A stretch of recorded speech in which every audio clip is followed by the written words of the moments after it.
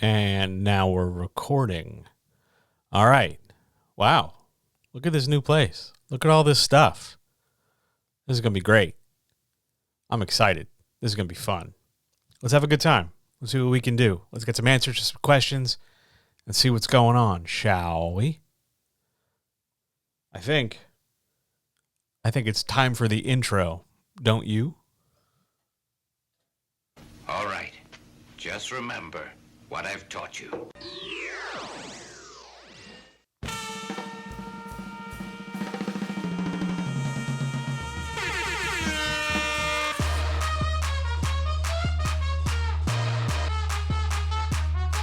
What the fuck is that?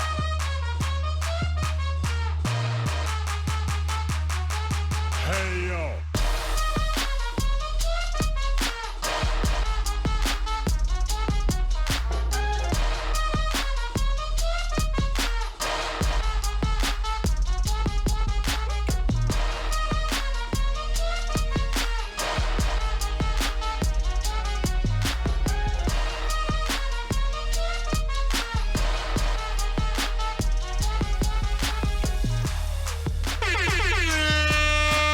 Let's go while we're young. Oh, man. Look at that. Look at that. Like a real show with title screens and everything. Finally, living out the boyhood dream of being a big goddamn deal. How exciting for all of us. Welcome to the newest iteration of the Writer's Chat. Hang on, there we go. Welcome to the new iteration of the Writer's Chat, everybody. It is fantastic to have you here. It is delightful to be in your ears one more time. It is delightful now to be on your screen in some way, shape, or form. If you're checking this out on Twitch, hello, hi, I hope you're well. If you're checking this out on YouTube the day after, hello from the past. And if you're checking this out on Zoom, hey, how it's going? You know, what's up? Through no fault of my own, I continue to be John Adamus, the writer next door. And this is my great thing I love to do. If you've never been here before, you've picked a fine day because we have radically upgraded things, haven't we? We have most definitely picked up some stuff that makes a substantial difference, and it's certainly going to be a fine and good thing. If this is the first time you're hearing it, here's what this is. I'm going to spend about 2 hours answering questions people have asked me pretty much since the last time we recorded. So from about a week ago, I started compiling more answers to more questions asked by all different kinds of writers who write all different kinds of stuff. Plus the questions from those people in chat. Hi, chat. Twitch, say hey to Zoom. Zoom, say hey to Twitch. YouTube in the future, we see you. Hi. And my goal really here, if you're totally new to this, my goal here is to help you write better, to answer whatever questions you have, especially those questions you don't think you can get a fair or easy or honest or clear answer to just by asking randomly on social media. And, you know, I like to do this. I enjoy doing this, and I've always wanted to do it with more like bells and whistles because I didn't get enough hugs as a child. So here, let's make it a little bit of a thing, right? Like I've been inspired by other artists who would use puppetry and music and skits to create variety shows. Shout out to Kate Nix. And all different kinds of creatives willing to jump out on lots and lots of limbs for lots and lots of reasons. And it's my turn. You know, I think good, ill, or otherwise, I'm going to have a good time doing this. So, hi. Let's do this, shall we? I understand that, I understand quite frankly that there's a holiday in the United States and that might be affecting the current population of the room, but all the same, you know, we're here to have a good time. So be sure to tell your friends, hey, come hang out on Wednesdays and you can get answers to your questions and maybe through effort, become a better writer. Sounds like a plan. Now we start tonight though, not only with a new look title screen right there, but we also start with a new thing. We begin not with a new theme. The theme is still the old theme because I like that theme.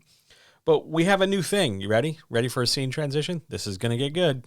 oh my God, we have a new thing. It's called the author spotlight. Well, in this case, it's the author spotlight. Maybe if we do this for somebody else, it'll be the creative spotlight. But all the same, I'm going to take my little platform and take my little space, and I'm going to tell you about a creative or an author that I think you most definitely need to go out and support, because they're creating stuff that I've not seen anywhere else. And they're creating stuff that I think you should put in your brain, because it will inspire you and encourage you and amuse you and satisfy you and all different kinds of stuff. The criteria for this, by the way, are really simple. You just have to ask me. It's not an ad, it's a spotlight.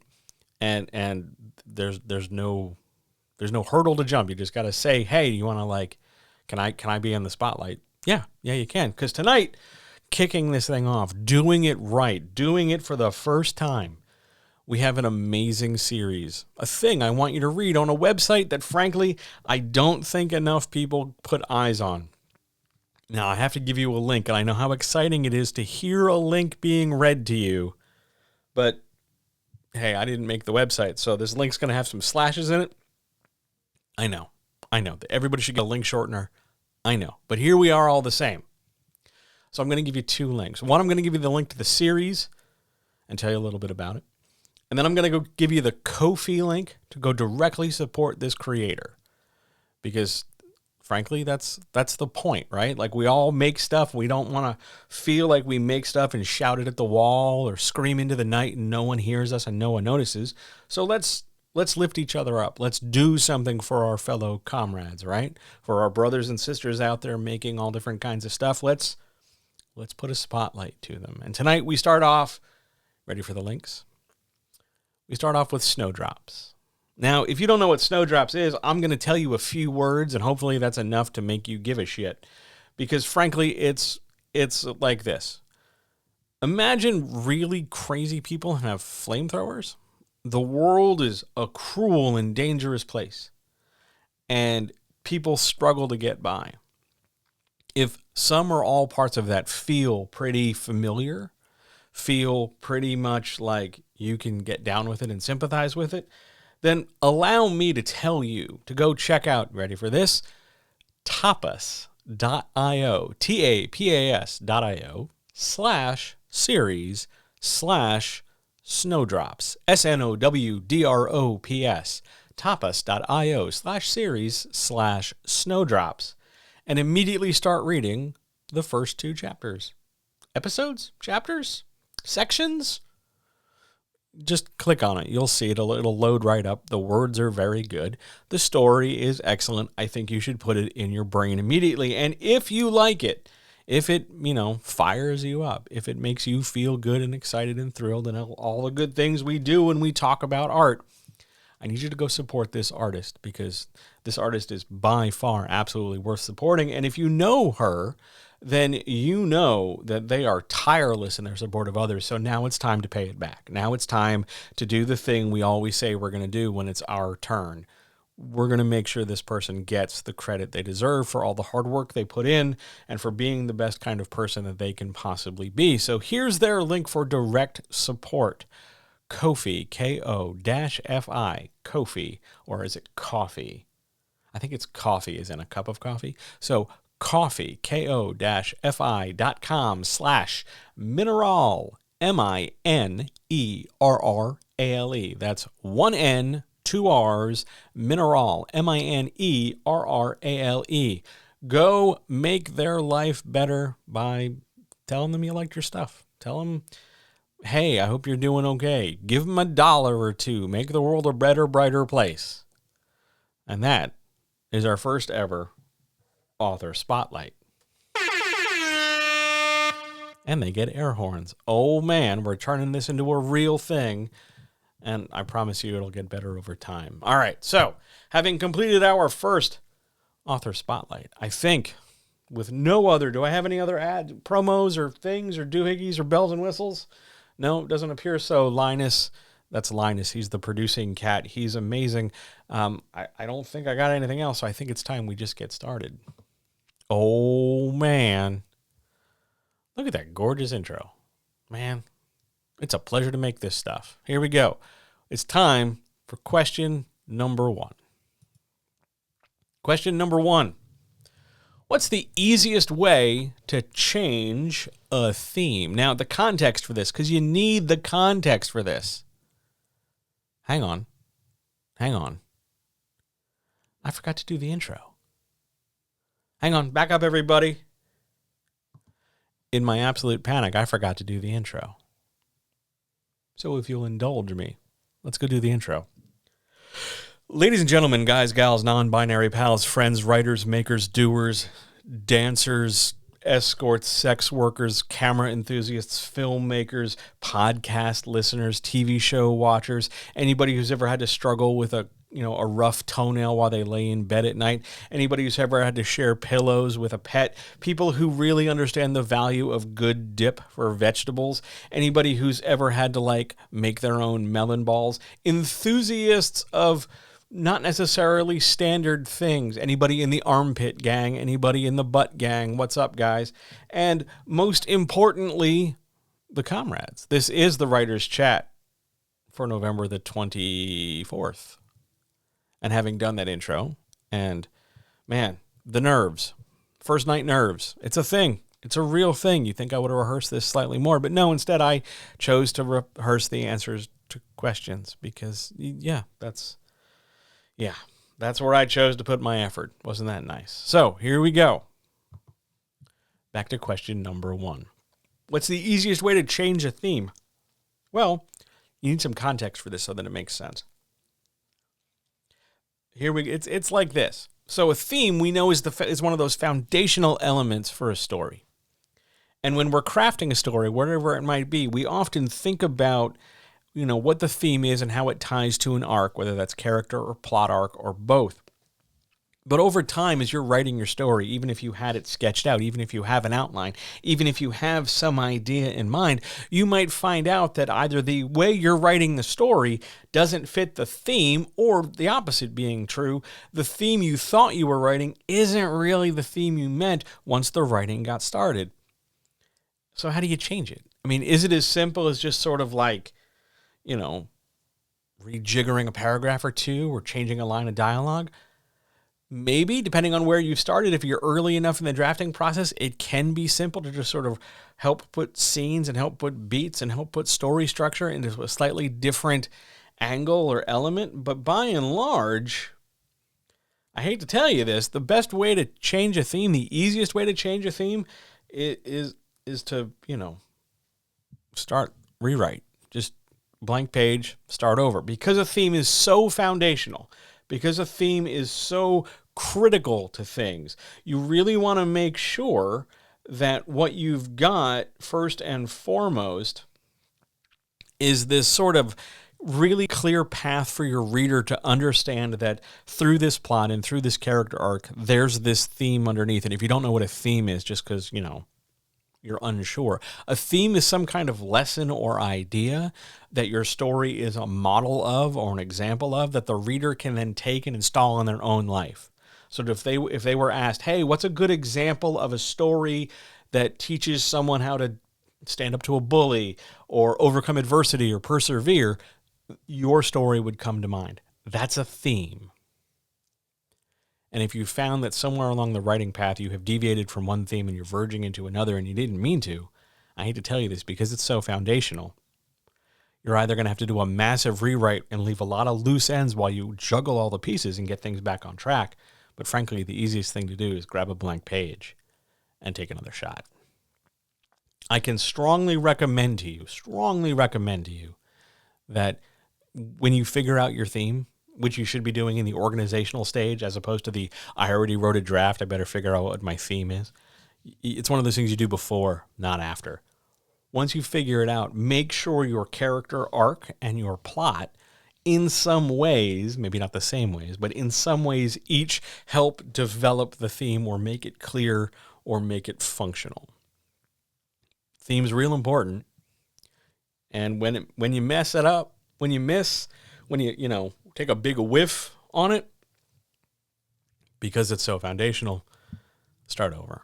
It's not worth the aggravation of trying to reverse engineer with a whole draft, creating a whole new arc or making up new characters and then trying to smooth it out and hide the seams and everything. And I know that's a really unpleasant answer, but it's the easiest to answer. It's a lot easier to do that than to complicatedly break down, okay, what you're going to need to do is generate this. And because it's so situational, because it's so specific to you, I can't tell you that everybody has to sit there and then all of a sudden, put together a new character, put together a new subplot, because not everybody's going to be able to solve their theme issue that way.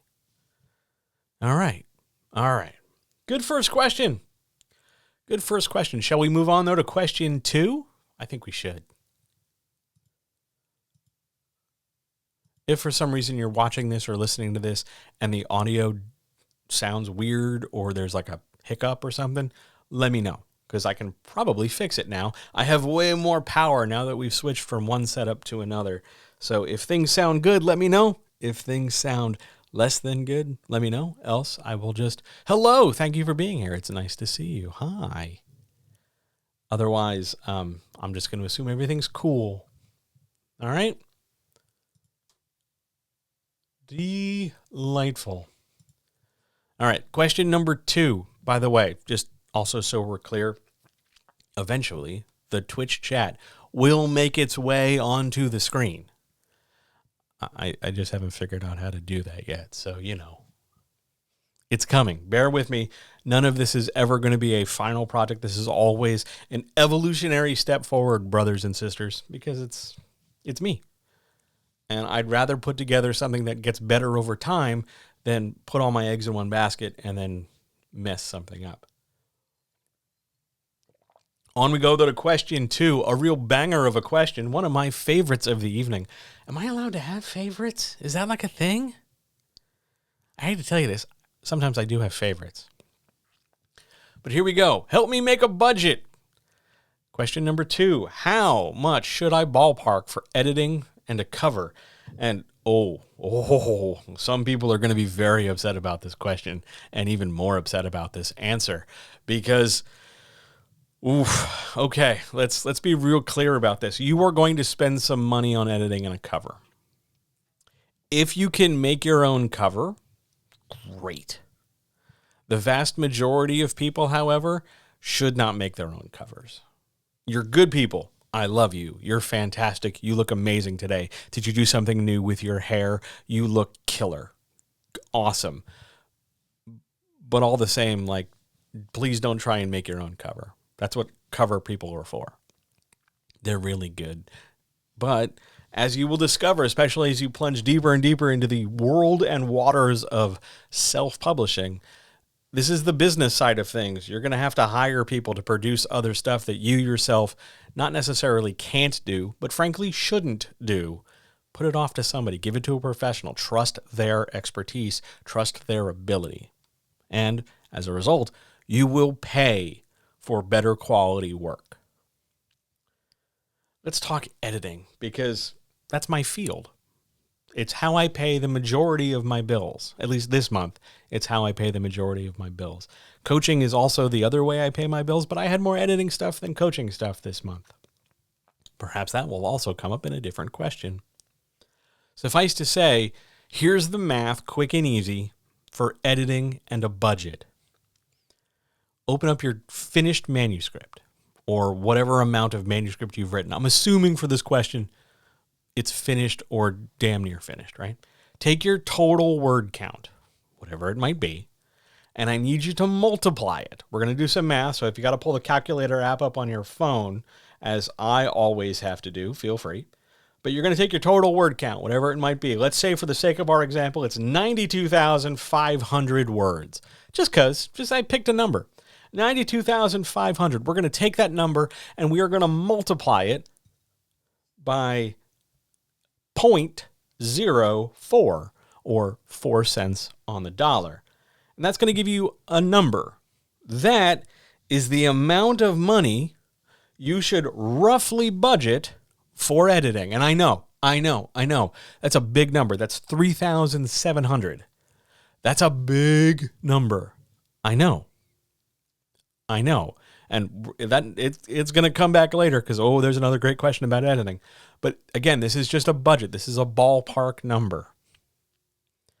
4 cents a word is more or less where a good editor should be charging you. When you run into those editors who do fractions of a penny per word, they are not doing you some great favor. They are not,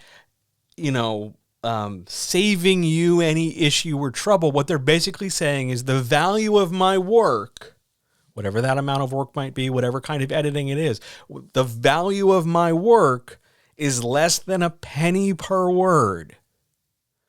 If this was not writing, and this will definitely be said later as well, if this were not writing, if this were any trade job, if this were carpentry or plumbing or food preparation or any human being who's providing you with a material service, and they came to you and said, well, it's going to charge, I don't charge by the hour or by the part for labor. I charge by the fraction. Is that really going to inspire a great deal of confidence in you? You can't even charge a penny per word? Now, we're going to talk later tonight. There's another questioning about this where the editor will immediately jump back, clutch their pearls, and say something to the effect of, but I'm trying to do the writer a solid. I'm trying to make it okay. But at the same time, editors out there, you need to realize that when you sit there and say my work is less than a penny per word, you're essentially saying that the quality of the job you're going to do is only worth a couple $100 when instead it could be a couple $1,000. It's the difference between feeding yourself tolerably and feeding yourself for more than one meal. Do you understand what I'm saying? This is just a budget number, $3,700. Frankly, I think it's a pretty okay figure to ask for a 92,500 word manuscript. In fact, I think it's still a little low myself, but we just made numbers up for our example. But we're going to take this fraction, we're going to take this, number, our 3,700, and we're going to cut it about in half. Somewhere between 1/3 and 1/2. For the sake of argument, let's go with a half. So we take our 3,700, we divide it in half, and get 1,850. Now that should be the max cap budget for your cover. See how I got that? I figured out the editing budget because editing is a certain amount of work, and it's generally, at least in most circles, more expensive than covers. So I took that and I split it up. So really, if we add back our 3,700 plus our 1,850, we are looking at a total bill, essentially, a cost, if you want to call it that, of $5,550 total dollars spent to produce this book. Now, if you're looking at that thing and going, oh my God, that number's huge, what am I supposed to do? Welcome to the job of being a published author. You're self-publishing, so you are both the creator of the text and the creator of the book. You are taking on both jobs. This is something you need to think about. I'm not saying this to dissuade you. If anything, I'm saying this to encourage you. $5,000 is a lot of money, no doubt. And I'm not saying that every editor charges 4 cents a word to figure out your math.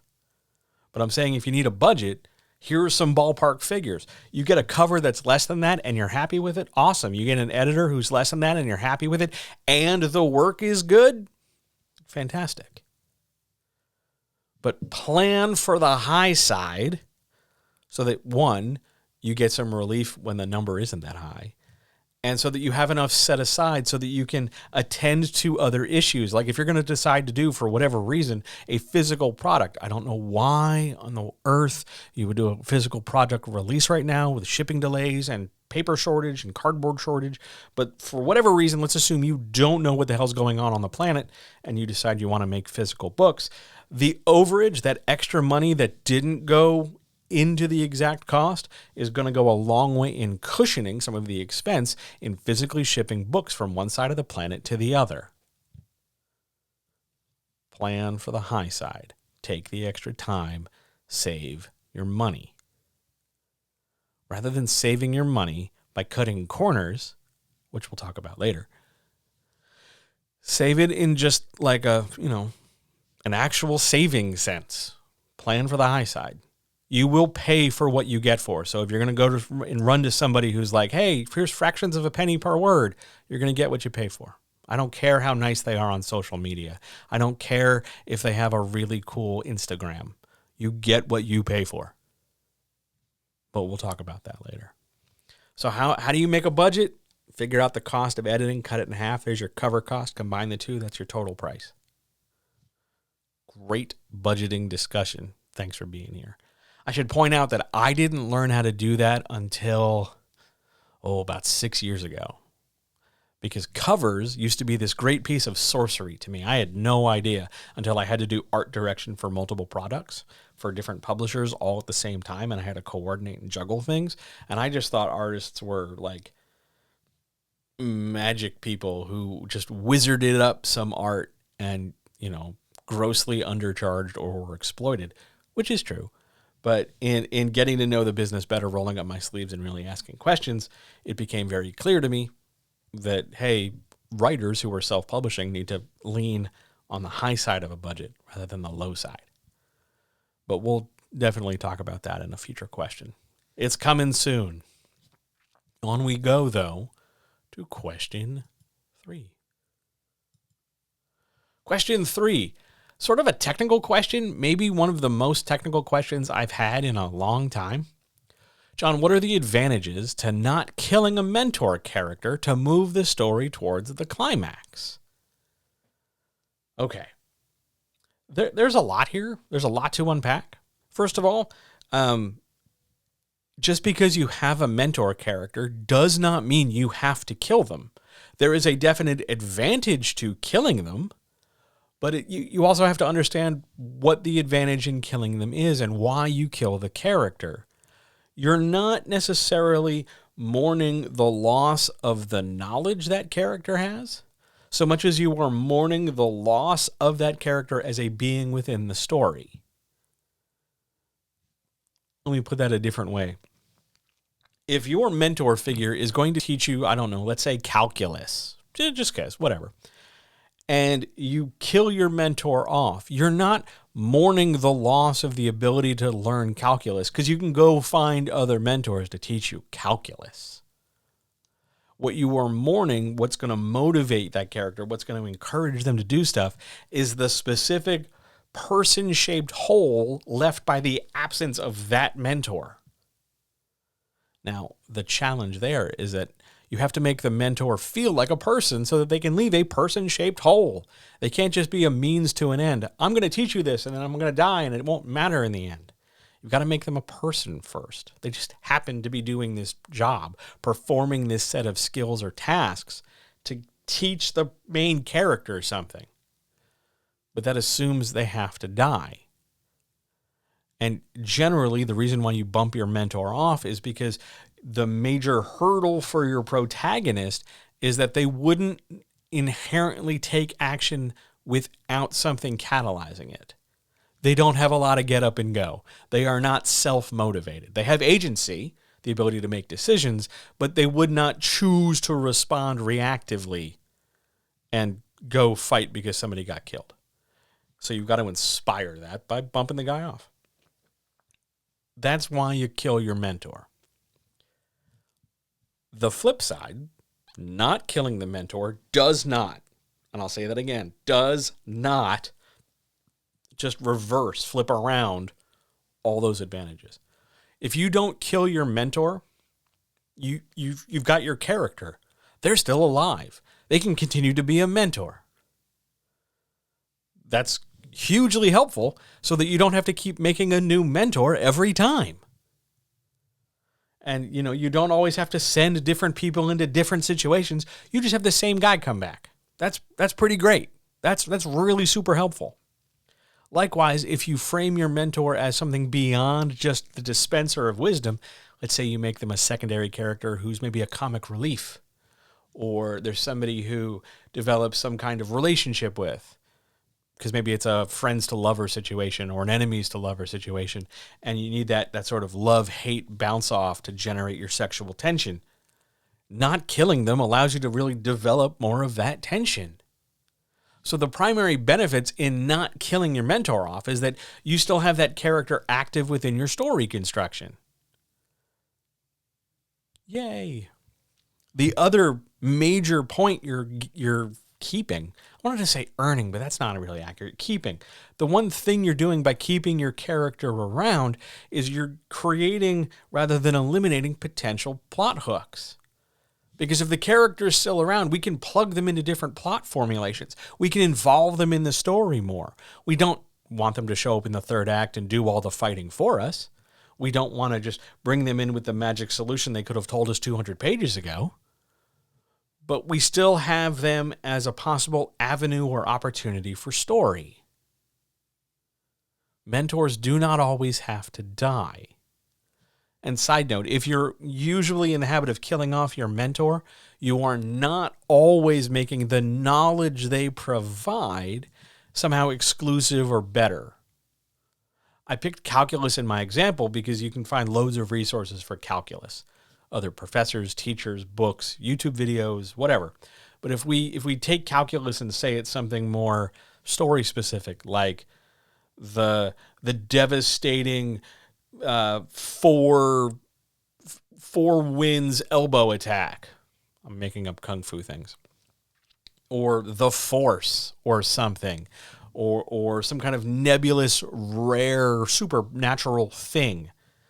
With them being dead, it doesn't make the thing they're teaching suddenly more exotic. It makes it more rare because there's one fewer person out in the world to teach it. But it does not necessarily make that thing cooler. The Force didn't get cooler because Ben Kenobi dies. The Force got cooler because of the things you can do with it. Do not necessarily shackle your mentor to the thing they're teaching or explaining.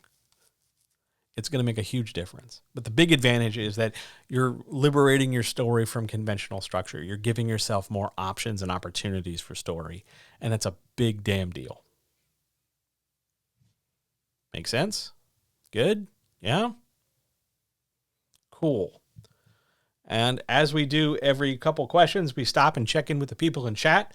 So, chat, Twitch, Zoom, YouTube from the future who can leave questions and comments. Anybody have any questions? While I dump tea down my face.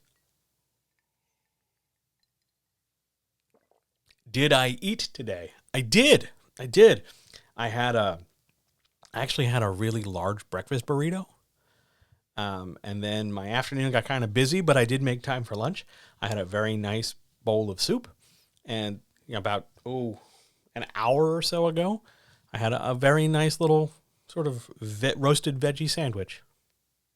I have eaten today. Thank you for asking.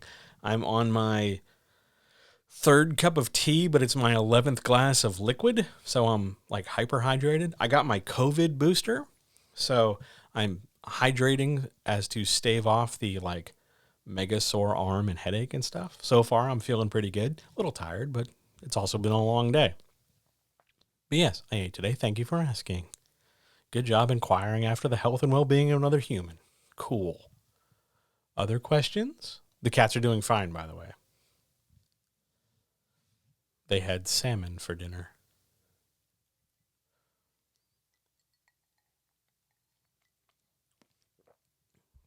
Questions? Twitch? Zoom? The cats do eat better than I do, and that's on purpose.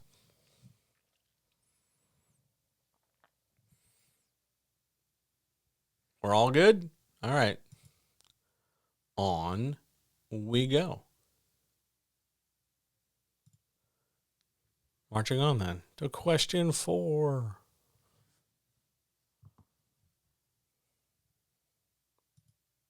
Nope, turn 3 off, John. Come on now. Sorry about that. Question 4. Another technical question. This one comes up a lot in like different flavors.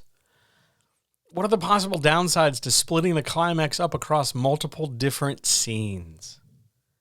I get a lot of versions of this question. I get versions like, well, what happens if I want the climax to happen to multiple people in different places or at different times? What happens if I have a really big climax and it's in pieces and I want to follow different pieces? They're all the same kind of question.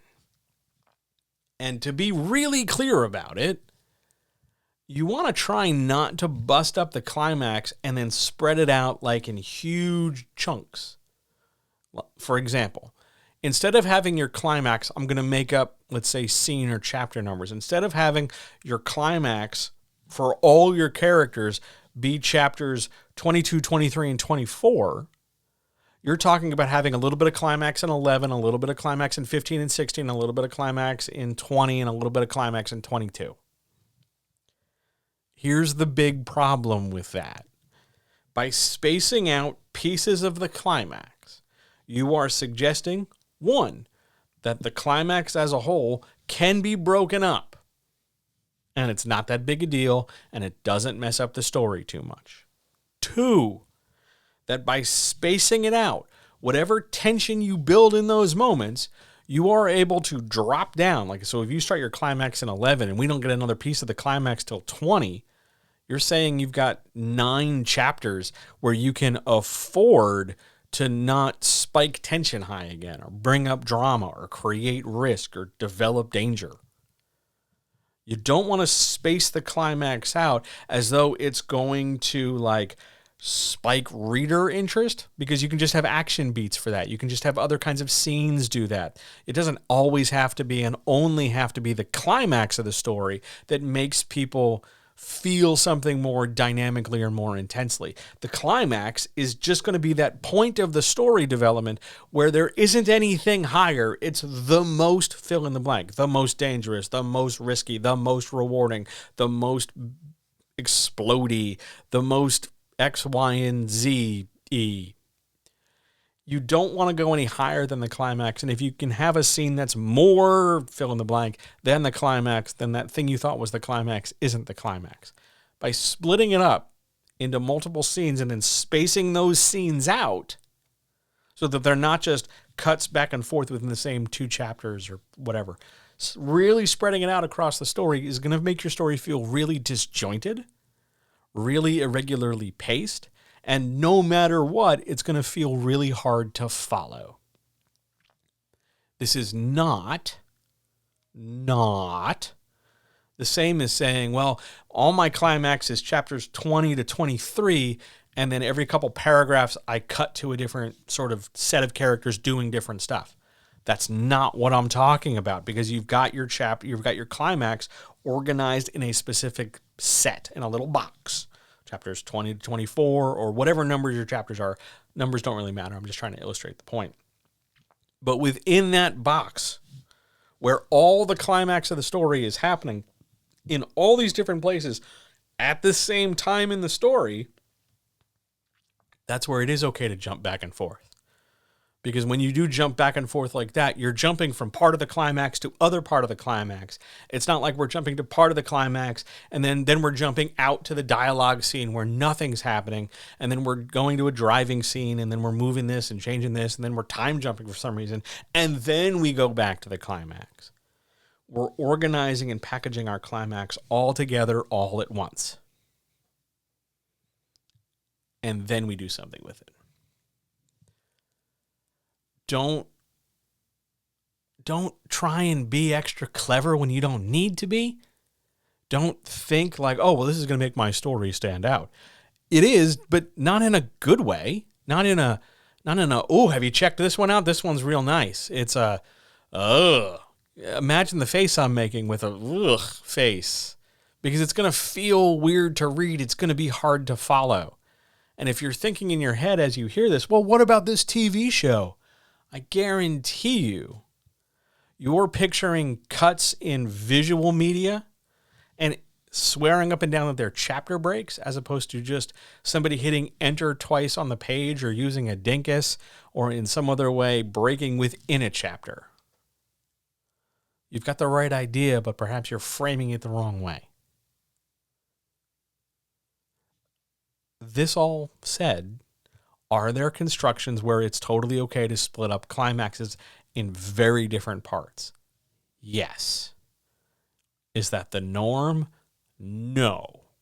Should you be trying to emulate that, especially if you're new at this? No. Can you? Sure.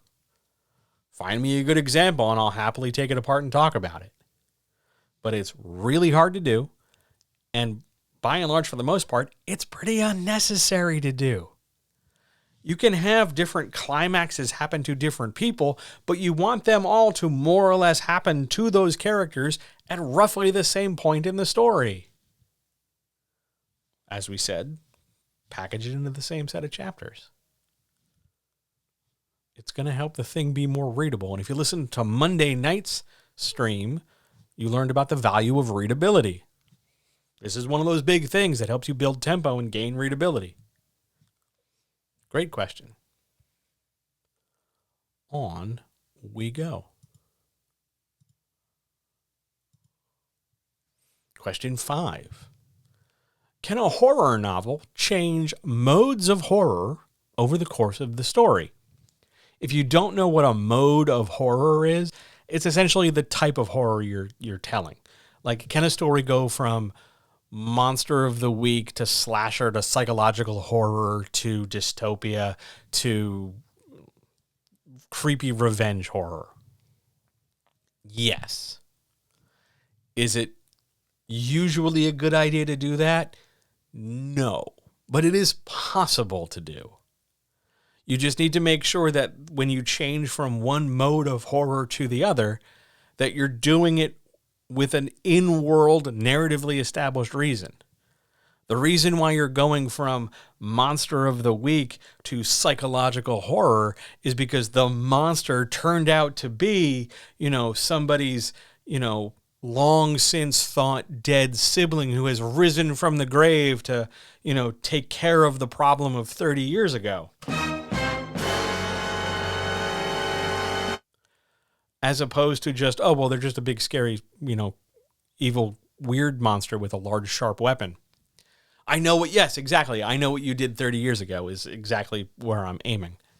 But you can change modes of horror. Also, it's important to point out that your change from one mode to the next is not necessarily this massive change. It's not like you're going to radically go from like a totally different story where there's just like birds chirping and rainbows. Then all of a sudden it's this post-radioactive apocalypse. Like, it's not going to be dramatic change. It's going to be small little things, a little shift here and a little shift there.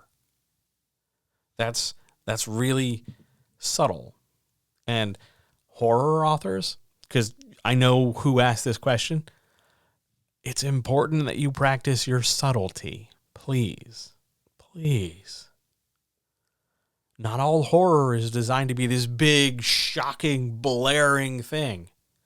Subtlety can be infinitely more horrific, creepy, evocative. Think about that. Consider that. Just chew on that for a while, would you? All right, on to question 6. Oh my God, it's question 6. It's a gentle advice question. If you're new, that's the gentle advice harp.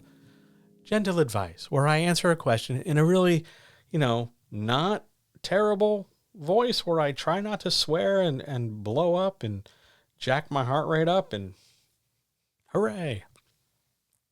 Question 6. And of course, it's like a real sensational question.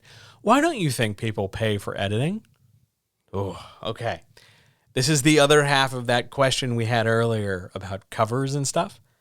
There are a couple reasons why I don't think people pay for editing. Just because it's a gentle advice question doesn't mean I'm going to sugarcoat anything. Because if you've been here before, you know I don't really sugarcoat. Let's start with, I think, the biggest issue as to why people don't pay for editing. People don't know what editing is.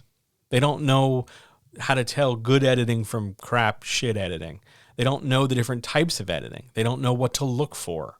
It isn't like a trade where we can point to good carpentry versus terrible carpentry, or good cake baking versus, not great cake baking where there are very visible discrepancies and issues. And I think more education is clearly needed to distinguish the idea of copy editing from line editing from developmental editing. To distinguish and eliminate the idea that editing is only what your English teacher did in school with the red pen of doom and circling things and making you feel bad. And that you're going to get a different kind of result depending on the kind of editing you're going for. And then likewise, you are paying for a level of quality. But all of that is sort of predicated on the idea that you know the difference between copy editing and line editing and developmental editing. If you don't know, here's the short version. Copy editing is the most common type of editing. When you see somebody call themselves an editor, the vast majority of the time there's some kind of copy editor, maybe with a little bit of line mixed in, but by and large it's just copy edit work, which is going to cover things like spelling, grammar, punctuation, name consistency, and basic sentence and paragraph structure. It's slightly superficial to some degree because they're trying to organize the story so that it's in its best readable, visible format. And as you move into line editing, you're doing copy editing, but now you're starting to twist and poke at things like plot development or some kinds of general jiggery pokery in terms of what's a character arc or what's a plot arc or where are scenes laid out. You're starting to investigate the nature and construction of story. And then we get to developmental editing, which is why is a character the way it is? Why is the plot the way it is? What is the sentence doing literally in a word by word level? It takes all those things from copy and all those things from line and goes even deeper. And it is the most thorough, intensive, substantial amount of editing you can do. The question in chat is copy editing is kind of like an amped up proofreading? Yes. That's a great way of thinking about it. Copy editing is, by and large, the most part, amped up proofreading. And the vast majority of people who love to, call themselves an editor are really proofreaders, copy editors, line editors, some light amalgam of that. And they'll slap together a really shitty price, like fractions of a penny, so that your big giant 60, 70, 80,000, 90,000 word thing will only cost you a couple $100, and you'll get this sense that, oh my God, I'm saving so much money. But you're getting what you pay for. You're getting what you pay for. It sounds like a great deal. It even sounds a little bit too good to be true. And how well does that stuff work for us? But there's a time and a place for each of those kinds of editing. And I think this is where that absence in education pays off. You want proofreading, the lightest level, the surface level, the shallowest of the pool, if we're going to follow our analogy. The shallowest of the pool when the story is already in its best shape. You just want to make sure all the commas are in place and all the words are set up right and things look the most good to go. Proofread. You get into copy, we go a little bit deeper. When we are starting to make sure that everything is consistent. If we called a character Susan, she's Susan all the way through. If we've described a horse as having a blonde mane, then they're a blonde maned horse all the way through. The name of your city, the name of your castle, the name of your move, whatever it might be. There's consistency and proofreading. Now we're going to go even deeper. Now we're going to get into line editing. Line editing is all that stuff, but now we're going to start to ask hey, is this part of your character arc? This doesn't seem consistent for your character's growth. This doesn't seem like it goes anywhere in terms of an action beat. It doesn't really resolve. This dialogue feels a little clunky. I know some great line editors. They're fantastic. But now we're going to go even deeper. Now we're going to get into developmental or substantive editing, the waters in which I swim and have done so for 2 decades. I love this depth of editing because it's not only, hey, this isn't, you need a period here or a comma here, or you need consistency in your naming conventions and stuff. It's also deeper, because it's, what is this scene trying to do and what are you trying to say? Where's your theme? How does your dialogue look? Why does this character arc look this way? Why does the plot do this? It's literally taking everything apart in every paragraph on every page and interrogating everything. Not just to be a pedant, not just to be this incredibly difficult, tedious thing, but to make a better writer. Here's the hill upon which I will die. The lighter end of copy, so copy editing and proofreading, will make a great book. Line editing and developmental editing should, in theory, make a better author who will make multiple better books.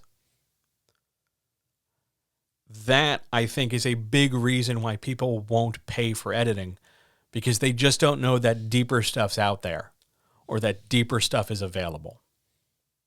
That's part one. Part two. I think because people aren't terribly well educated in what editing can do and what editing does, when they see something like that computer software that handles it for them, again, because they've got a limited understanding of what editing does, they think that this software, which they're going to pay for once and do whatever, is good enough. Or worse, they think they can do it themselves. Because again, their education suggests to them that it's only proofreading or copy editing at most. And they passed English class. They know what they're doing. And sure, yes, at that level, sure, anybody can be a proofreader. Anybody can be a copy editor. You can get a high school student to be a copy editor if they're diligent. But that's not the same as being an editor. That's not the same as being somebody who can take the story apart and help you make it better, and by extension, help make you a better writer. Next point. People are cheap. People are cheap. They don't want to spend money. Now, people are cheap because part of being a writer is being emotionally vulnerable and producing your art for audience consumption. This stuff's hard and scary. It's a big deal. There's a risk involved. We're putting ourselves out there. And if we get it edited, if we hand this over to somebody else, we might be judged. We might be critiqued. What we think is great might, be revealed to be a mess. The emperor may not have any clothes on. It could be terrible. All my time and effort could be a waste because this professional came in and did things. So I don't want to spend money where my risk is greater than my reward. I don't want to spend money on something that I think I could do myself and not have to worry about the possibility of being told that my stuff wasn't any good. Why should I open myself up to harm? Why should I take that stress on? Forgetting entirely that you got into this so that you could put art into the world, so that maybe you could, put art into the world and generate enough income to pay some bills or support yourself or support your family. That suddenly becomes secondary. Put it on a shelf, put it over there, put it out of the way, because all of a sudden, I don't want to spend money if somebody's going to tell me my stuff ain't good. I don't want to burst my bubble. People are cheap. Likewise, when you give them these bills and say, hey, it's going to be $3,000, it's going to be $2,000, it's going to be $4,000, it's going to be however much, and you can't substantiate what it is you're going to do that has justified you generating that price, people aren't going to say yes. That's why we go look for editors. I'm making big air quotes that will probably get a hernia doing all the heavy lifting. Editors will charge fractions of a penny and say, well, that's what everybody else is doing. And I will tell you the thing my grandmother used to tell me: if everybody jumps off the bridge, you going to jump too? Whose work is worth fractions of a penny?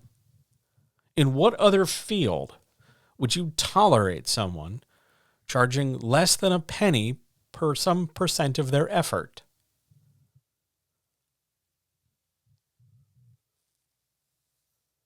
Well, I appreciate, yes, it is Wednesday. It is nice to see you here. Thank you so much for being here. Thanks for being here. I've missed you. It's good to see you. People are cheap. Not you specifically. I don't know you. But people are cheap. And I think with a better education and better information, they'd be able to make a better, more informed choice. And they'd maybe be willing to be more brave more frequently. And lastly, the last reason why I think people don't pay for editing. And of course, it's me talking. So some of you who have been my longtime friends and listeners know exactly where I'm going here. People don't have any money because capitalism. Because there are rich people who are withholding from them the means of survival. So they don't pay for editing because they don't have money to spare. You tell somebody that it's going to be $5,550 to produce their book with good editing and a cover, and they look and go, well, I have left over at the end of every month about $100 if I'm lucky. You're telling me it's going to be 55 months at least before I can really do something? I don't want to publish a book anymore. So part of this is a class thing, which is rectified by making sure that everybody's basic necessities are automatically paid for, and that through the equitable distribution of material and money to other people, everything is made more capable. And part of that also just comes down to the idea of, isn't your work good enough to be distributed? Don't you want to do this? How serious were you? You said you were going to show up and make this book so that you could quit that day job that's crushing your soul. This is part of that. If this weren't writing, you're going to hire somebody who's going to knock together your cabinets with maybe not the finest tools or the best skill? Or do you want somebody who's going to make cabinets that are going to stand there in your kitchen for 30 years so that you don't have to constantly keep, paying for somebody to come out and bang it with a hammer and fix it? You get what you pay for. And I think justifying that price, especially when there's a vulnerable emotional part of it, makes it hard for people to say yes to pay for editing. I will tell you this in closing on this question. I used to take it very personally. I used to take it really, really super personally. The reason they're not paying for editing and they're going to somebody else is because everybody had it out for me. It's not true, but when you're 20 and you're looking at other people get more work than you, it's not because, I'm me and they're them. It's because I'm 20 and they're 40. I'm in my 40s now. I can very clearly tell you that you want to go to a professional who's done this before. Especially if you've faced a lot of rejection, faced a lot of difficulty, and haven't really gotten a good compass in terms of how to orient yourself or how to navigate this wilderness that is publishing and art. You want to go somewhere where you can get help. Like actual productive help, not just somebody who's going to, blow smoke up your ass and tell you, oh, it's great, it's fine. You just need some commas. You want somebody who's going to make a difference. Because the end goal isn't just minimize your cost. Your end goal is, I want to produce something I can be proud of.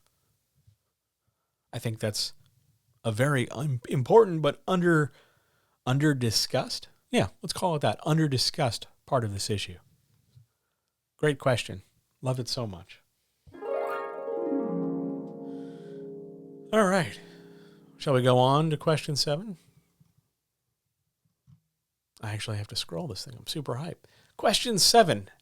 How do you make sure your intended tone, whatever it might be, is communicated properly? Is it even possible?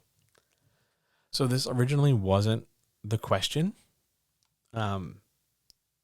If you're ever on the Discord,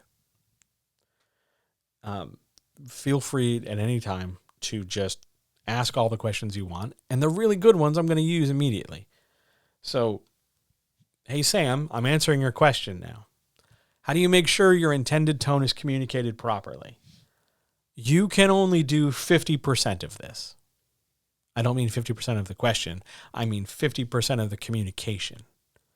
You can only control your part and make sure that you have done your best so that when the reader reads whatever it is, they don't have any other idea in their head that it could be, you're aiming for tone A. They don't have a thought about tone B and tone C and tone D. You've been very clear that A, whatever A might be, is the best option. You've supported it within the writing. You've made it clear. Now, that does not mean these other people won't have some kind of bias or supposition to make or agenda that they're already coming in and expecting B. So no matter what you do, they've got B. That's not for you to handle. We'll talk about that in a second. All you can do is do the best writing you can do so that the easiest conclusion somebody can make is tone A, the intended tone you're going for. That's the only part of this you can control. That's the only part of this you can do anything about. Here's the wrinkly part. Here's the tough stuff. That other 50% of this, the receiving end of the communication, that's the part you can't do anything about. And let me tell you how frustrating that is. As somebody who speaks into a microphone and hopes other people both appear here, ask questions, and give a shit, let me tell you exactly how hard it is to make sure that you're coming across the way you want and that people are getting it the way you mean. And you can't control it. Because if somebody rolls up and says, I'm expecting B, no matter what, you write the best A ever. If they want B, they're going to see B or see the absence of B and then complain about it. And you can't control that. The best thing you can do, no matter what the tone you're aiming for, is step one, make sure you have a really clear idea of what that tone is. Don't go hunting for the tone as you're writing it. Make sure you know about it. You've got a clear picture of it in the first place. 2, make sure that when you are delivering that tone, sentence structure, paragraph length, word choice, story structure, dialogue, all the bits and pieces that convey tone, make sure that those are contextually and situationally functioning the best they can. So that when they are read, even if they are read casually, even if they are read at speed, the vast majority of the impression they make is the intended tone you have, tone A in our example. You can't guarantee that every word is doing 10 tons of lifting exactly on tone, because this is not, the Anglo-Saxon and Danish dirges of old. Sorry, it's just not delivered that way anymore, where one word is literally the hinge for everything. Language has evolved. So rather than agonize over, well, which word did I say that was the problem? Think about it instead in terms of, oh, well, I've been as clear as I can with my tone. And I've not given them a lot of opportunity to suddenly extrapolate or bring in other baggage. That's the best you can do. It is possible. Part of that's a confidence issue. You got to know you nailed it, and you got to know you did you did your best. Part of that's deliverable, making sure that you actually did write down the best you could. That's going to come from, 1, your own sense of accomplishment, but 2, the feedback from others editorially and critique-wise, I guess would be the word I want to use. Beta reader, supplemental reader, that kind of thing. And 3, you're going to float it out there. You're just going to put it out. And whatever it be is whatever it be, But yes, it is possible that you can communicate your intended tone. Anybody, by the way, who misses your tone by like a wide ass margin, I don't mean like you were going for like morose and they went to sad. That's sort of a little step, but you were intending to write it seriously and they read it as broad comedy. Like they way missed the mark.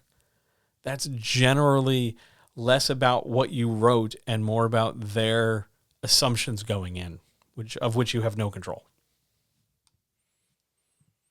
I hope that answered your question, Sam. It's a great question.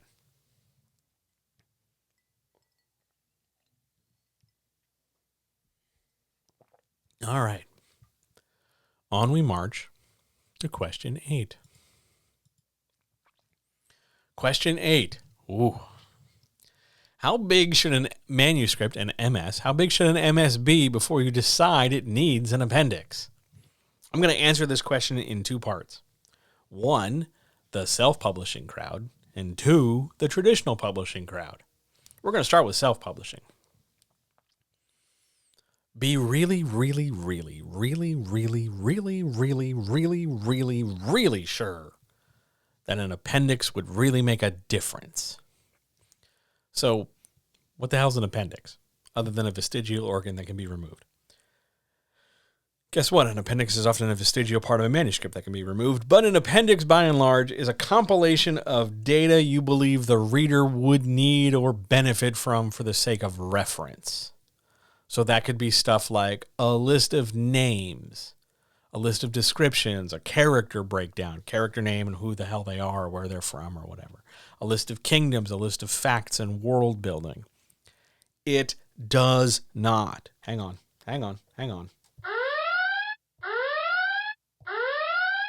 It does not replace your responsibility to actually write those things in the story. You do actually have to keep being a writer. You do have to develop these things. But the appendix is a supplement. The appendix is there to sort of catch the things after the fact. Oh, by the way, you read the whole book, so you already know this stuff, but you're going to repeat it in the appendix for fucking shits and giggles, I guess. But do it, create that appendix when you believe the reader, despite all best efforts and despite your best efforts as an author, the reader fundamentally needs to keep this data straight. Not like, oh my God, they're going to be so taken by what I'm writing that they're going to demand I write another 400 pages of supplemental material about the history of the rocks and this beach. Because they're not. No one's going to do that. That's fucking weird. What they're going to want to do instead, what they're looking for instead, is there was a lot of information here. I want to make sure I'm understanding it correctly. What can help me do that? A list of character names and a list of functions and a list of data that will help them keep straight your story can go a long way. Slap it on the end of the book. Slap it on the back in the day, it used to be in the beginning of the book to sort of set the tone, but it has since migrated to the rear or in footnotes or sometimes a combination of both. But understand the impression that gives, before we even talk about the story itself, the impression this is going to give is that, oh my God, this book is so goddamn big, so goddamn complicated. Holy shit. I have to have an appendix. I gotta get a scorecard to tell all my players apart. Do I really want to commit to this? Be really careful about the impression you're making that you have to provide like an Excel spreadsheet to keep all your characters straight. Be real careful with that. Because to you, you're going to look at it and go, yeah, I'm just explaining my stuff. I'm explaining my stuff and it's totally super cool. Yeah, but not to the reader. The reader's looking at this like, oh Christ, is there a test for this? Is this going to be on the final? One of the things you can do to sort of offset the need for an appendix, by the way, is one, make sure your characters are distinctly named. None of this Sarah, Sarah, Sarai, Sarai, Sarai nonsense. Do they have an H? Do they have two R's? Do they have two A's? Make sure your names are individual. Make sure your names are totally separate. Two, and I'm out here for you fantasy people. Please don't go crazy with the apostrophes. Please try to rein that in. I get it. There's a lot of M apostrophe, L I get it. I know they're elves. I get it. But please try to make the amount of world building, the amount of development you do relative to the story. I get that you want to write a series. I get that you're going to go like 20 goddamn books deep. Cool. Good for you. I hope it works out. But you don't have to do all that setup in the first book. When do you need an appendix? Well, okay. Here's where we jump to the second half of this stuff. The traditional publishing side. Please, oh please, let that be a decision made editorially after submission. Again, because of the impression an appendix automatically makes to a reader. Because if you send the book to a publisher, right, and it's got an appendix, that reader, whether it is day one for them or they are the head of that department, they're not looking at it in terms of, oh my God, this story is so rich and deep with all these characters and all this nuance. They're looking at, oh my God, there's how many words in this thing, and that's going to translate to how many pages and how much printing cost? They're not thinking about it in terms of this author is a genius. They're thinking about, I have to make a product out of this. More pages means more ink, which means more expense, which means more weight, which means it's going to take more time to produce, more money to produce. The books are going to ship heavier, so we're going to incur more shipping fees. The books are going to take up more space, so now we're going to incur more inventory fees. And our book distributor is going to need more money from us because the books are fucking bigger. So we have to now judge and evaluate our shelf space in stores. All this because you decided to have 22 characters with different spellings of Sarah. Be very careful about wielding that appendix. Let it be an editorial decision. By the way, the criteria for that editorial decision, if you have more than about a dozen characters and they're all distinct and they're all more or less primary characters and they've all got something to do relatively equal in terms of story load and they're all covering enough space, real estate in the story, kingdoms, continents, places, planets, whatevers, then yeah, an appendix might be helpful. Might be. But it's not an automatic guarantee that you've broken 100,000 words. Don't tie this to word count. This is not a word count issue. It's a story complexity issue. Just because you busted the 100,000 word ceiling does not mean, oh, hooray, good news, you've won an appendix. Ta-da! Make it about story complexity. Make it about justifiably needing that data organization. And I'm going to tell you right now, try not to do it. Really and truly, try not to do it. It creates more headaches than successes. Good question. On we go to 9. Question 9. In a series, when is the best time for a prequel? Oh, okay. There's a couple different ways to approach this question. First of all, if this is book 1 in a series, I don't have anything from which it can be a prequel because to the best of my knowledge, this is where the series is starting. You may intend it to be a prequel, but again, if this is book 1 and book 2 jumps forward 10 years, I'm just going to assume book 2 jumped forward 10 years. You need to do something first in the present, I'm making air quotes, present day of the story so that there can be something to have a prequel about. We had a Star Wars prequel because George Lucas needed money and because we had already had some kind of development about, Darth Vader and the Skywalkers and all that stuff. And we alluded to some kind of backstory and now it was time to pay it off. You need something first before you can make a prequel to it. Sometimes you position that prequel deep into your series so that you get maximum reward for it. We go 3, 4, 5, 6, 7, 8, 9, 10 books into a major long series before we get to that backstory that up until this point has only ever been vaguely discussed or partially discussed so that now we get the reward of like, oh, I've stuck with the series a long time. Now I'm getting the facts. But that decision to position that prequel, way deep in the series, the deeper you go into the series before you start the prequel, the more you are counting on that retained audience to want that information, let alone need that information within the narrative construction of the big giant series. So if in your 10th book, all of a sudden, you start, it's a prequel essentially for half of it, it's because prior to book 10, understanding the prequel wasn't entirely material. But now going forward, we need that prequel as part of the overall story for everything to make sense going forward.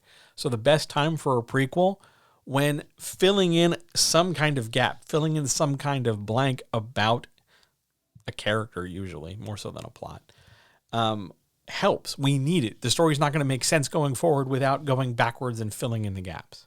Make it matter, because otherwise it's just going to feel like a cash grab. It's just going to feel kind of superficial, like I didn't have another story going forward, so I went backwards.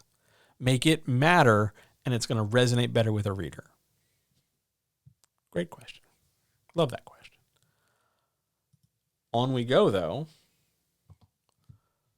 to questions from chat. Chat, Zoom, YouTube in the future, questions. Big questions, little questions, small questions. I mean, previously I talked about my cat food. So, you got anything? Anybody got a question about damn near anything? How do I tell my family what book I'm reading without inciting a war?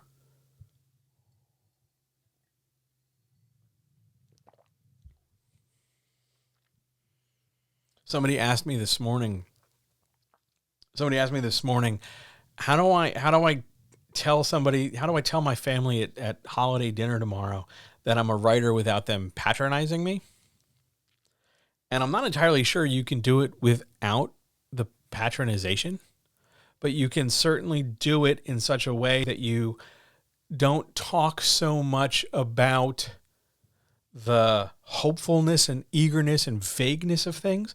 You talk about it in terms of how rewarding it is for you. I'm writing a book.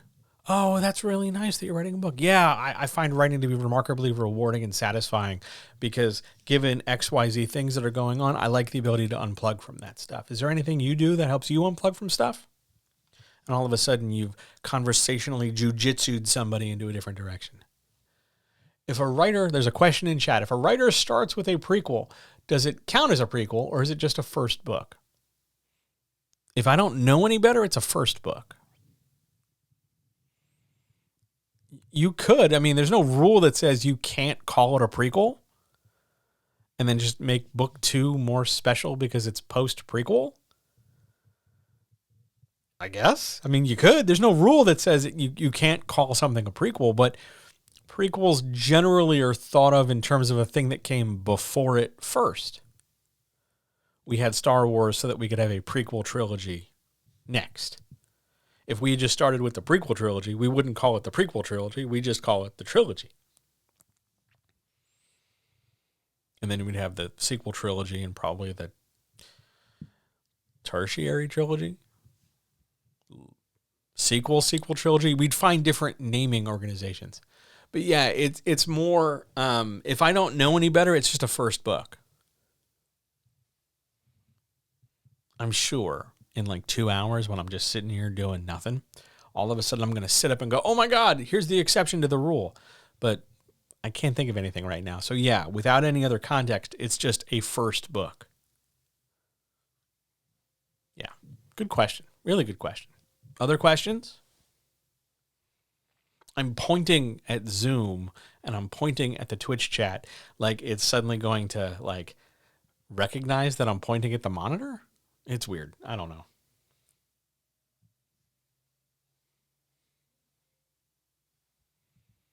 Else we will move on to the next question. All right. On we go. If by the way, you're listening to this or watching this and you think of a question, just fire away. I'm happy to answer. Question 10.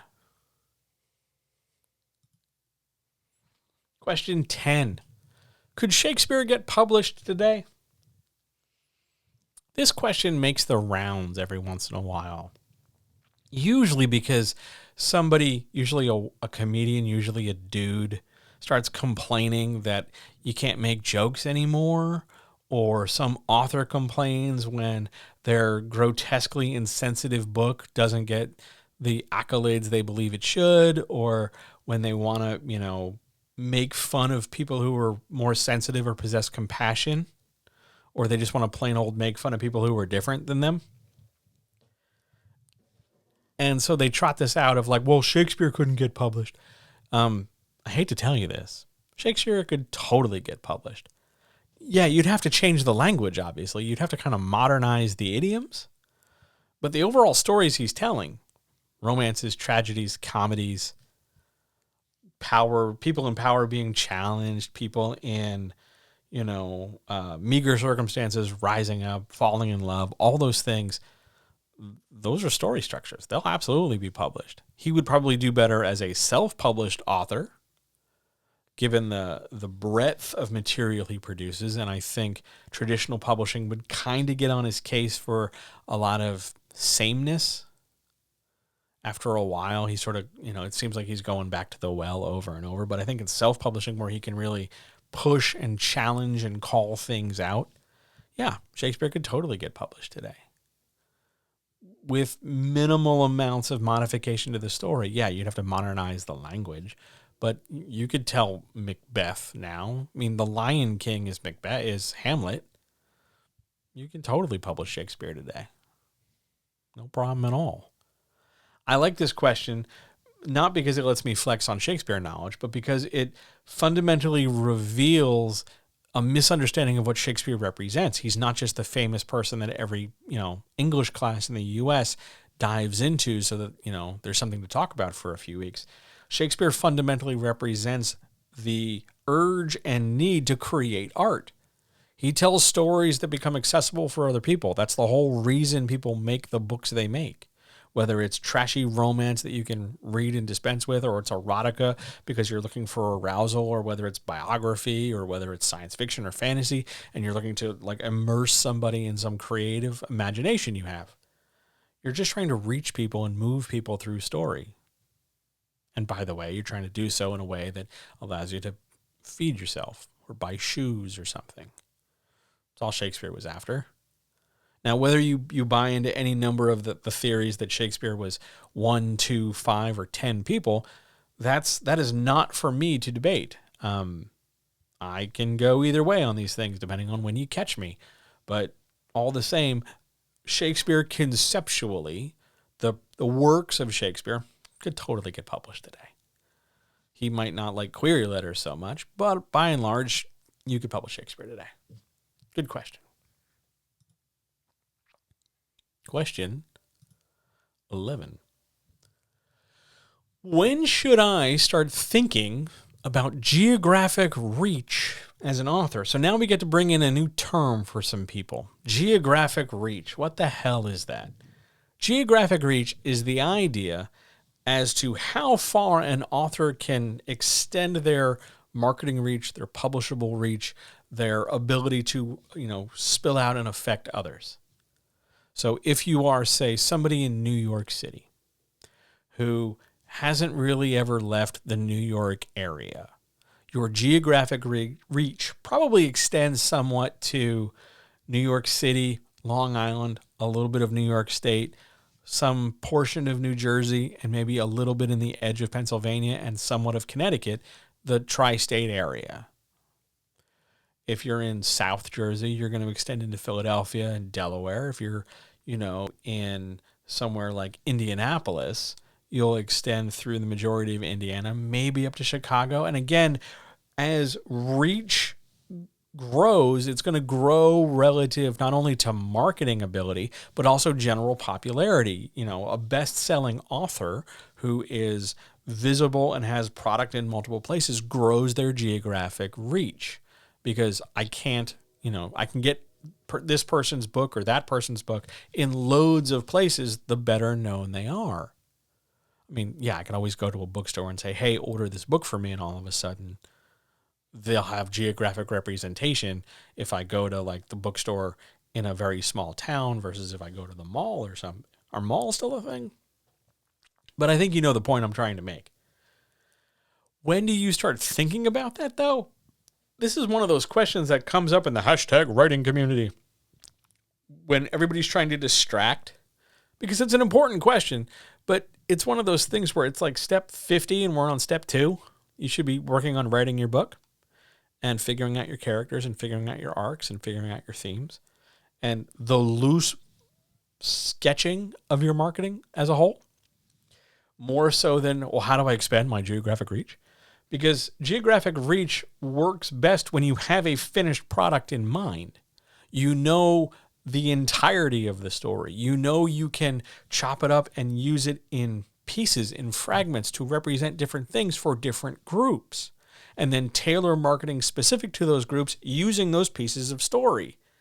So you could take your story about a young upstart kid on the farm who travels to the big city and makes it big only to suffer terrible tragedy and opine for the days of the farm in their dying moments, you can tell that story in loads of different ways to loads of different people, focusing on one part over another, depending on who you want to talk to. Think about geographic reach when you get started, because it's a thing. Hey, there's a thing. Okay, I've thought about it, move on. But don't dive into it. Don't really go super crazy deep into it until well after, your second draft is done at the very earliest. As the book starts to become less of a thing you're writing, and it's a manuscript in a file on my hard drive, and starts becoming the book I'm going to produce, then you start thinking about geographic reach, not just because it's a thing, but because you are going to try and figure out ways to expand it. So how are you going to expand it? Through marketing. How am I going to expand my geographic reach in this direction, towards this portion of the population of wherever I am, whether it's the US or Canada or Europe or Africa or Asia, wherever? Figure out how that audience can access, not only physically access the material, but also how can they connect with it emotionally. Because it's not enough just to say, hey, buy my book, it's available at this website. You've got to give them a reason to do so, because loads of stuff's available on a website. But why should they go to the trouble of connecting with yours? Not just the what, but the why. Get the why, and you will figure out how to grow your geographic reach. But again, you're not going to really know your why until the thing's done. Because what are you going to say otherwise? Oh, you should totally buy my book once it's done. I'm in the middle of writing this great scene. It might not even make the finished draft. I'm 10 pages in. You should totally buy this book. You're 10 pages in. It's not a book yet. It's 10 pages. It's not done. Like, don't get ahead of yourself. This is one of the major flaws in the hashtag writing community. They want to get you thinking about all these disparate pieces so that you just kind of throw your hands up and go, yeah, it's stuff, lots of stuff and things and stuff and stuff and things. And they lose sight of the writing, because next thing you know, you're answering inane questions about what kind of, if your character had your day job, would they still have a job? Who gives a shit? How's your book going? How's that arc building? What's your climax like? How's your pitch coming? What's your query look like? Where's the nuts and bolts of the writing career? So that we're not just in the fucking around business. Geographic reach is a really critical, important part of that. But if you start thinking about it too soon, you're starting to play pie in the sky ideas. I'll reach Europe by including a scene in London. That's not really how that works. Think about it later. It's, step 50 and you're on step 2. Just get to step 3 and then we'll get there. So post second draft, nearer the book's completion point, if not after book completion. That's when you start thinking about geographic reach. On we go to our last question of the evening.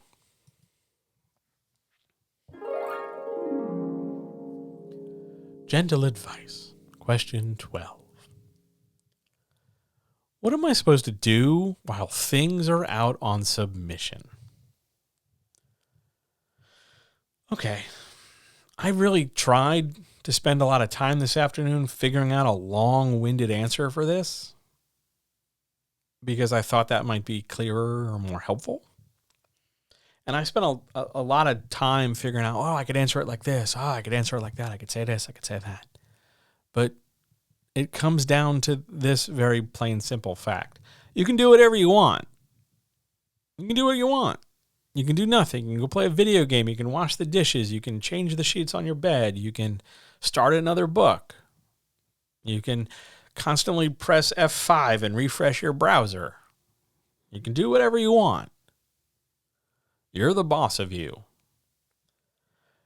I would recommend you pick a thing that's slightly more productive, like starting on a next project, doing something that is restorative to your energy, your creativity, your physicality. Maybe not staring at the screen for another 6 hours, hoping upon hope that somebody replies to your email at 2 o'clock in the morning. Find something that will benefit you rather than retard you or harm you in some way. You don't want to add extra stress.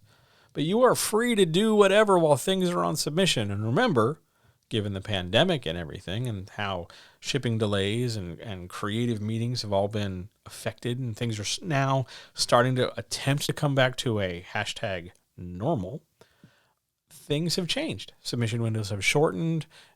Submission counts have been reduced. Things feel wobbly and uncertain. So sometimes it takes longer to get an answer. So you might have more time to kill. I would strongly encourage you find things to do to fill that time so that you are not obsessing over this one single thing you have going on. Start another project is a great thing to do. You can throw a ton of energy into it. It's why so many authors recommend while you have one thing out, you get right back into it and start with a second. It's great because you get to capitalize on your strengths and you get to capitalize on the motivation. And it somewhat to some degree offsets the panic and anxiety and fear because you have something new to focus on, and new shiny things are often fun. However, I do want to make the point of if you went through a particularly large amount of struggle and stress to produce this first thing, maybe jumping right away into the second thing is not your best use of time, and you want to do something, relaxing, not stressful, peaceful, soothing, restorative. Like taking a literal vacation, taking a week off, focusing on your day job, playing with your kids, learning a new craft or skill or hobby or reconnecting with people or doing something so as to enrich your life that when you do return to writing, your writing is revitalized because you have begun to revitalize yourself. But there is no automatic answer that says, oh, it's out on submission, well, then this is the next thing to do. The old school, and it's not even that old school, 10 years ago. Maybe that is old school now. Oh, God, I just feel really old all of a sudden. But 10 years ago, the advice was, while things are out on submission, assume the positive. Assume you're going to get a yes and start thinking about marketing. Yeah, that's a thing you can still do.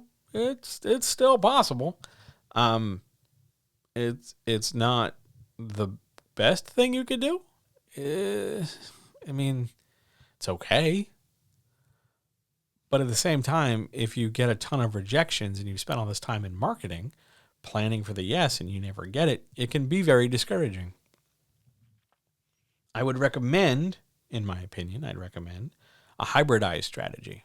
Take some time off. Take some time away from this project. Things are on submission. You're going to maybe get a couple of rejections up front, then it's going to go quiet for a while things percolate. Go do something to take care of yourself. Not just in the short term, like drink more water, but something like take a weekend where you're not going to write. Catch up on those shows that you've been meaning to watch. Call that person you've been meaning to talk to. Tell them how you feel. Make some food so that you don't have to worry about dinners during the week. Take care of yourself. Catch up on your sleep. Things that will help you in the long run beyond just your effort with this one project. I think that kind of ability to detach instead of your ability to obsess and then jump online and complain about the obsession, I think your ability to detach and take care of yourself is going to benefit you better in the long run, because this is not a set of sprints. It's not even a marathon made of sprints. It's just an ultra marathon over unknown terrain. So your ability to take those opportunities to rest, restore, revitalize, reconfigure, and then attack anew are going to help you in far bigger, better ways. That's what I think you should do while things are out on submission.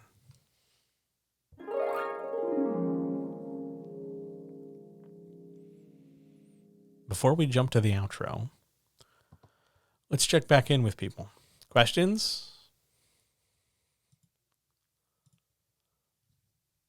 Ideas, issues, panics, fears, etc. I'm going to ask a question, because I've always wanted to ask, is there anybody totally new here tonight? Is there anybody new willing enough to be brave to say, hey, you're new? Apparently, this is the thing I should have been doing from the jump. It builds positive Twitch community stuff, but we're working on all this stuff together. So I hope you will forgive those of you who aren't new, who have, come back around. If you're new, welcome. I hope you found some of this helpful, and I hope you consider coming back.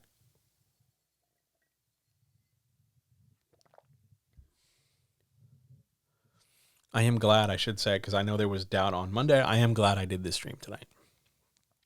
I'm happy. This felt good. Yeah, I totally forgot the intro, and I had to half start, and then I went backwards. But it was good. I'm pleased. Linus is pleased too. So, questions, comments, issues, etc.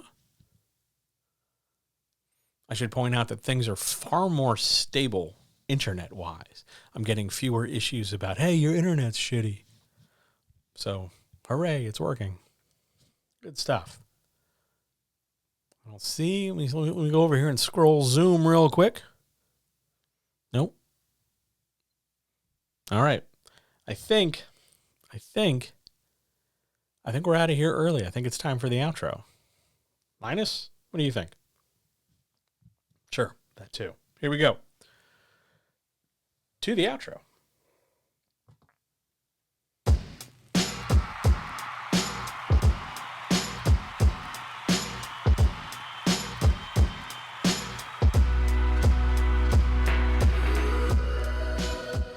Well, here we go again. One more new iteration of this stuff.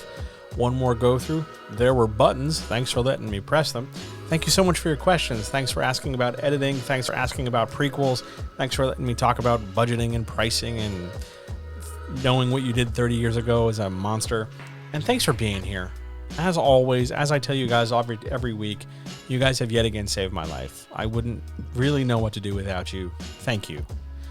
I'm aware that there's a holiday tomorrow, and it is maybe not the greatest of things to celebrate given, the history of things, because it's disgusting and awful.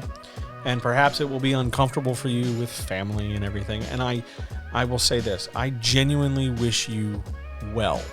I wish you calm and peace and joy and pleasure, and take it where you can get it, so that you might endure as you need to get through the things you need to endure. Know that I love you. I care. I just want you to be happy. I want you to do okay. I want you to believe in yourself and produce your work. I want your work on my shelf.